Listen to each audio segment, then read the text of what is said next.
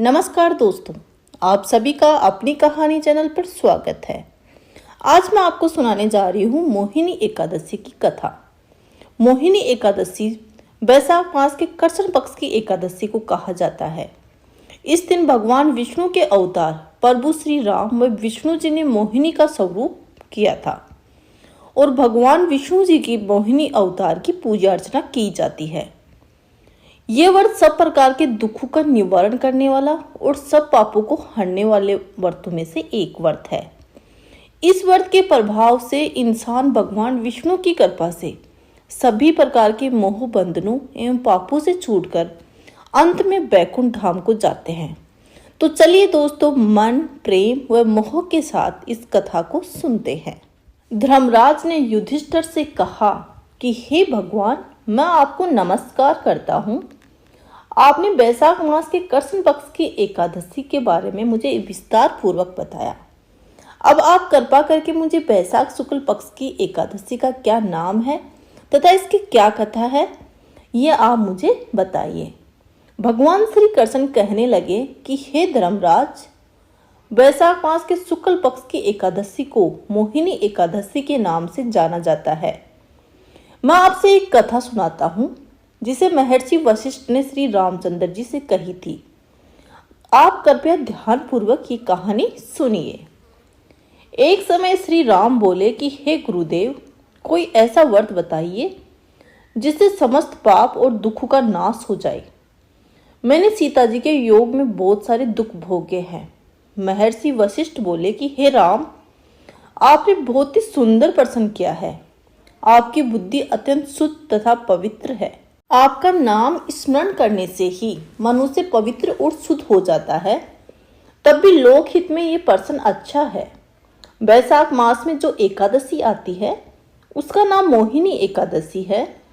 इसका व्रत करने से मनुष्य सभी पापों तथा दुखों से छूटकर मोह जाल से मुक्त हो जाता है। सरस्वती नदी के तट पर भद्रावती नाम की एक नगरी में धूतिमान नामक चंद्रवंशी राजा राज करता था। वहां धन धान्य से संपन्न व पुण्यवान धनपाल नाम का एक वैश्य भी रहता था। वह अत्यंत धर्मालु और विष्णु भक्त था। उसने नगर में अनेक भोजनालय, प्याऊ, कुएं, सरोवर, धर्मशाला आदि बनवाए हुए थे। सड़कों पर आम, जामुन, नीम आदि के अनेक वृक्ष भी लगा रखे थे। उसके 5 पुत्र थे, सुमना, सुबुद्धि, मेघावी, सुकृति और धृष्ट बुद्धि। इनमें से 5वां पुत्र धृष्ट बुद्धि महापापी था।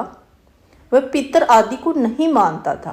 वह वेश्या, दुराचारी मनुष्य की संगति में रहकर जुआ खेलता और पराई स्त्री के साथ भोग विलास करता तथा मदिरा मांस का सेवन करता था। इसी प्रकार अनेक कुकर्मों में वह पिता का धन नष्ट करता रहता था। इन्हीं कारणों से त्रस्त होकर पिता ने उसे घर से निकाल दिया था। घर से बाहर निकलने के बाद वह अपने गहने एवं कपड़े बेचकर अपना गुजारा करने लगा। जब उसके पास सारा धन नष्ट हो गया तो सभी वेश्याओं और उनके दुराचारी साथियों ने भी उसका साथ छोड़ दिया। अब वह भूख प्यास से अति दुखी रहने लगा। कोई सहारा न देकर चोरी करना सीख गया। एक बार जब वह पकड़ा गया तो वैश्य का पुत्र जानकर चेतावनी देकर छोड़ दिया गया, मगर दूसरी बार फिर पकड़ में आ गया। राजा की आज्ञा इस बार उसे कारागार में डाल दिया गया। जेल से उसे अत्यंत दुख दिए गए। बाद में राजा ने उसे नगरी से निकल जाने को कहा। वह नगरी से निकलकर वन में चला गया। वहां वन्य पशु पक्षियों को मारकर खाने लगा। कुछ समय पश्चात वह बहेलिया बन गया और धनुष बाण लेकर पशु पक्षियों को मारकर खाने लगा। एक दिन भूख प्यास से व्यथित होकर वह खाने की तलाश में घूमता हुआ कौंडिन्य ऋषि के आश्रम में पहुंच गया। उस समय वैशाख का मास था और ऋषि गंगा स्नान करके आ रहे थे। उनके भीगे वस्त्रों के छींटे उस पर पड़ने से कुछ सुधबुद्धि प्राप्त हुई। वह कौंडिन्य मुनि से हाथ जोड़कर कहने लगा कि हे मुने, मैंने जीवन में बहुत सारे पाप किए हैं। आप इन पापों से छूटने का कोई साधारण तथा बिना धन का उपाय बताइए। उसके दीन वचन सुनकर मुनि ने प्रसन्न होकर कहा कि तुम वैशाख शुक्ल की मोहिनी एकादशी का व्रत करो। इससे अनेक जन्मों में किए हुए तुम्हारे सारे महापाप नष्ट हो जाएंगे।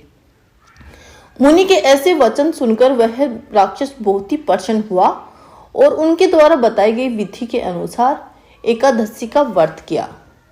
हे राम, इस व्रत के प्रभाव से उस राक्षस के सभी पाप नष्ट हो गए और अंत में वह गरुड़ पर बैठकर विष्णु लोक को गया।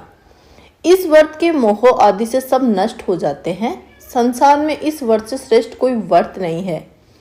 इसके महात्म्य को पढ़ने के अलावा इसे सुनने से 1000 गोदान का फल प्राप्त होता है।